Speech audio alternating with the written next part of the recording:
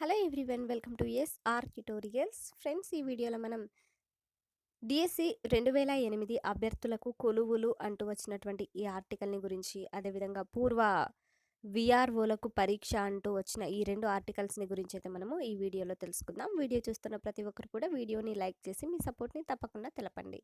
So first చూస్తే DSC 2008 అభ్యర్థులకు కొలువులు, నేడు ఉత్తర్వులు వచ్చే అవకాశం, 33 జిల్లాల ప్రాతిపదికన నియామకాలు, విద్యాశాఖ కసరత్తు వేగవంతం అంటూ సో ఈ విధంగా అయితే రావడం అయితే జరిగిందనమాట. నవ తెలంగాణ బ్యూరో పేపర్లో అయితే డిఎస్సి 2008 అభ్యర్థులకు కొలువులు రానున్నాయి. సెకండరీ గ్రేడ్ టీచర్ ఎస్జిటీలుగా కాంట్రాక్ట్ పద్ధతిలో వారికి ఉద్యోగాలు ఇవ్వాలని రాష్ట్ర ప్రభుత్వం నిర్ణయించిన విషయం తెలిసిందే. ఇందుకు సంబంధించిన ఉత్తర్వులు బుధవారం వెలువడతాయని తెలిసింది. రాష్ట్రంలో ఎమ్మెల్సీ ఎన్నికలు జరుగుతున్న దృష్ట్యా ఎన్నికల కోడ్ అమల్లో ఉంది. దీంతో డిఎస్సి 2008 అభ్యర్థులకు కొలువులు ఇచ్చేందుకు ఎన్నికల కమిషన్ కూడా అనుమతిచ్చింది. వారికి ఉద్యోగాలు కల్పించే దస్త్రంపై ముఖ్యమంత్రి రేవంత్ రెడ్డి సంతకం చేశారు. ఇక ఉత్తర్వులు విడుదల కావడమే మిగిలి ఉన్నది.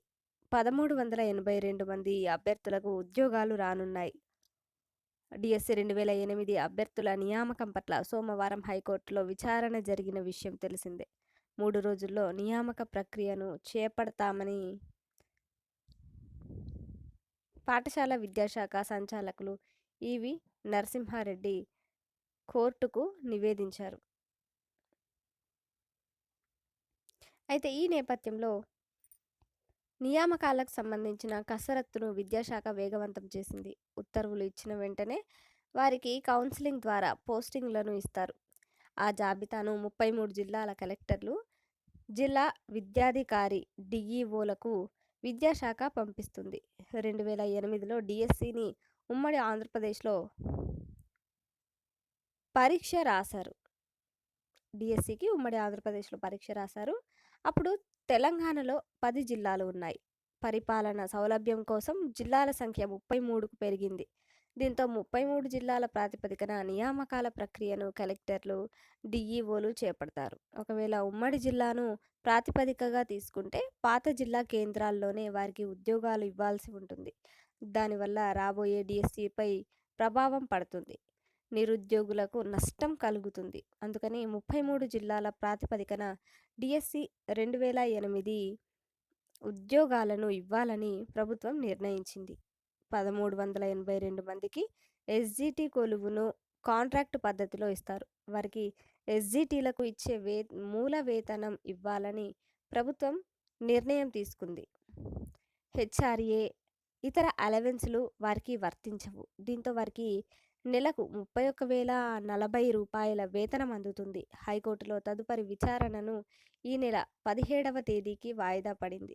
అప్పటిలోపు నియామకాల ప్రక్రియను పూర్తి చేసే దిశగా విద్యాశాఖ చర్యలు తీసుకుంటుంది అంటూ సో ఈ విధంగా అయితే వచ్చిందనమాట. డిఎస్సి 2008 అభ్యర్థులకు కొలువులు అంటూ. ఇక నెక్స్ట్ అప్డేట్ ఏంటంటే పూర్వ విఆర్ఓలకు పరీక్ష, అపాయింట్మెంట్ కోసం ఎదురుచూపులు.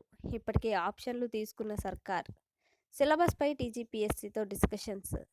శిక్షణ మాత్రమే ఇచ్చే అంశాన్ని పరిశీలిస్తున్న ప్రభుత్వం. భూభారతికి ముందే నియామకం తప్పనిసరి. ఉద్దేశపూర్వకంగా అడ్డుకుంటున్న ఓ ఉన్నతాధికారి. నియామకాలపై కానరాని పురోగతి అంటూ దిశ పేపర్లో అయితే పబ్లిష్ అయిందనమాట. సో దీని గురించి అయితే తెలుసుకుందాం.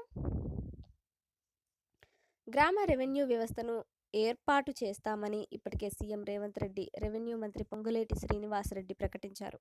అందుకోసం రెవెన్యూలో పని చేయాలనే ఆసక్తి ఉన్న పూర్వ విఆర్ఓల నుంచి ఆప్షన్లు తీసుకున్నారు. అయితే దసరా, దీపావళి, ప్రజాప్రభుత్వ వార్షికోత్సవం, న్యూ ఇయర్, సంక్రాంతి ఇలా అనేక గడువులు చెప్పిన నియామకాల్లో మాత్రం పురోగతి కనిపించడం లేదు. దీంతో పూర్వ విఆర్ఓలకు ఎదురు చూపులు తప్పడం లేదు. కేసీఆర్ హయాంలో విఆర్ఓ వ్యవస్థకు బీజాలు వేసిన ఓ ఉన్నతాధికారి గ్రామ స్థాయి రెవెన్యూ వ్యవస్థ ఏర్పాటులో జాప్యం చేయడానికి పూర్వ వీఆర్ఓలను రెవెన్యూలో తీసుకోవాలంటే రాత పరీక్ష ఉత్తమమని మెలిక పెట్టినట్లు చర్చ జరుగుతున్నది. మరోవైపు ఎగ్జామ్ తప్పనిసరా, శిక్షణ ఇస్తే సరిపోతుందా అనే కోణంలోనూ సర్కార్ ఆలోచిస్తున్నట్లు తెలిసింది. అదేవిధంగా మనకి ఇక్కడ మ్, రెవెన్యూ శాఖలోకి రావాలనే ఆసక్తి ఉన్న పూర్వ వీఆర్ఓలు, వీఆర్ఏల నుంచి గత డిసెంబర్ 23 నుంచి 28 మధ్యలో ప్రభుత్వం ఆప్షన్లు తీసుకున్నది. 10,594 రెవెన్యూ గ్రామాలకు సిబ్బంది అవసరమని ప్రభుత్వం ప్రకటించగా సుమారు 3,500 మంది పూర్వ వీఆర్ఓలు ఆర్జీ పెట్టుకున్నారు. వీరందరికీ రాత పరీక్ష ద్వారా ఎంపిక ఉంటుందని రెవెన్యూ మంత్రి ప్రకటించారు. పరీక్ష నిర్వహణ, సిలబస్ కోసం టీజీపీఎస్సీ అధికారులతోనూ సంప్రదింపులు దాదాపుగా కొలిక్కి వచ్చినట్లుగా ఓ ఉన్నతాధికారి దిశకు తెలిపారు. అదేవిధంగా మనకి ఇక్కడ ఏమి ఇచ్చారంటే ఎగ్జామ్స్ నిర్ణయంపై వ్యతిరేకత అంటూ ఇచ్చారు. పూర్వ వీఆర్ఓల్లో కొందరు 6 నుంచి 24 ఏళ్ల రెవెన్యూ సర్వీస్ కలిగి ఉన్నారు. అంతేకాకుండా వేలాది మంది టీఎస్పీఎస్సీ, ఏబిపిఎస్సి నిర్వహించిన పరీక్షల్లో ఉత్తీర్ణత సాధించి, ఇంటర్వ్యూల్లోనూ సక్సెస్ సాధించి ఉద్యోగాలకు ఎంపికైన వారు ఉన్నారు. కాంపిటేటివ్ ఎగ్జామ్స్లో ఉత్తీర్ణులై సుదీర్ఘ అనుభవం కలిగిన తమను రెవెన్యూలో తీసుకోవడానికి పరీక్ష ఎందుకని వారు ప్రశ్నిస్తున్నారు. గ్రామ రెవెన్యూ వ్యవస్థ ఏర్పాటైతేనే తమ సర్వీస్ మ్యాటర్ సమస్యలకు పరిష్కారం లభిస్తుందని ఎదురు చూస్తున్న పూర్వ వీఆర్ఓలకు నిరాశ తప్పడం లేదు అంటూ ఇచ్చారు. అదేవిధంగా శిక్షణతో సరిపెట్టొచ్చా అంటూ కూడా ఇచ్చారనమాట. ఆప్షన్లు ఇచ్చిన అందరినీ ఒకే లెక్కన పరిగణించడం ద్వారా అనేక సమస్యలు ఉత్పన్నమయ్యే అవకాశం ఉంది.